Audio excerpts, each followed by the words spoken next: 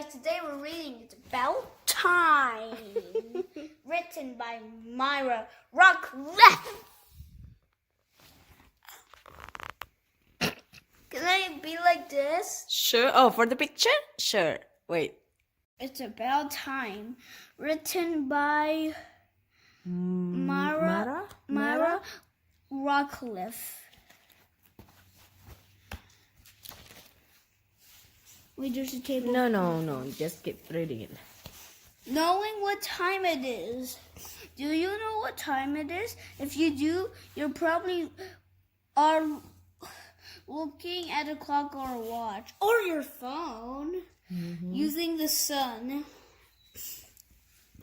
Long ago, people didn't have clocks or watches like you do, or phones like you do. When the sun rose, they got up, and when the sun went down, they went to bed. They told time by the position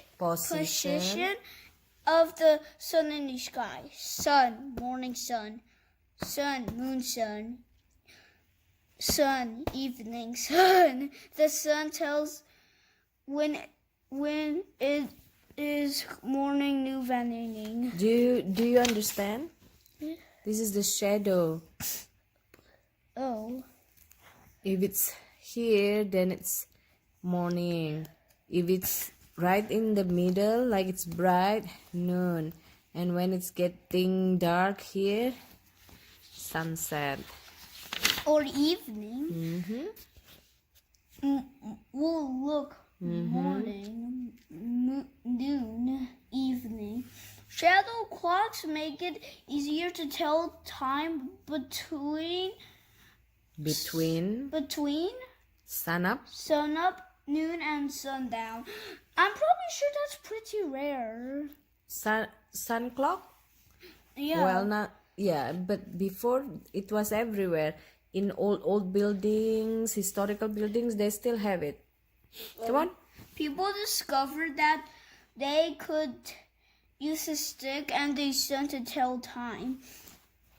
This was called a shadow clock. They put a stick in the ground, pointing straight up. The direction of the stick's shadows and how long or short it was told them the time.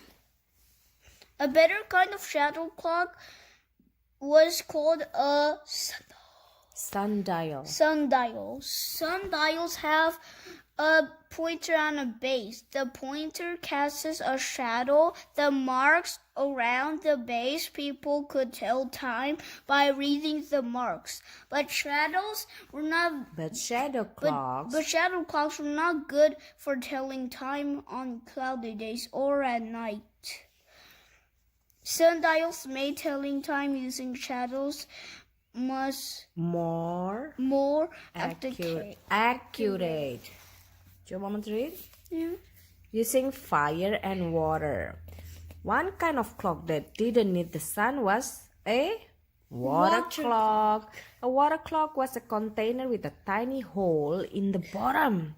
Water would steadily drip out of the hole. Marks on the inside of the container showed the time. It took 1 hour for the water to go down 1 mark. That's actually what happens in real life. That's pretty cool. It's like that sand time.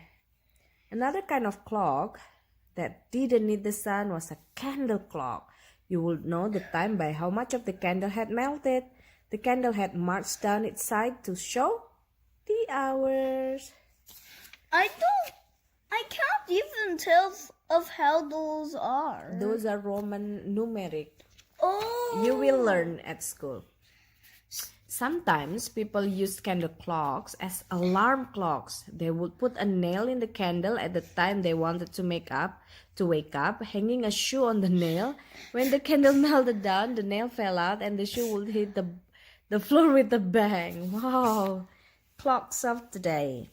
There's grandfather clock, digital watch, pocket watch, analog watch.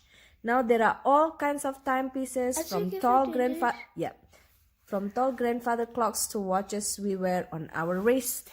Most clocks run on electricity from Batteries, but also not batteries, batteries. batteries.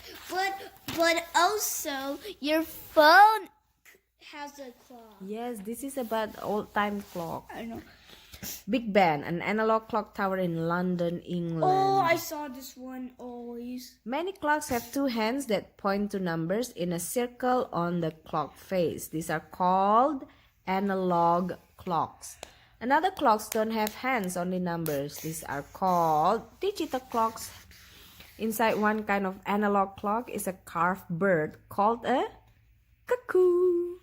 Cuckoo. Oh, I always wanted a clock where a bird comes out. Yeah, cuckoo bird.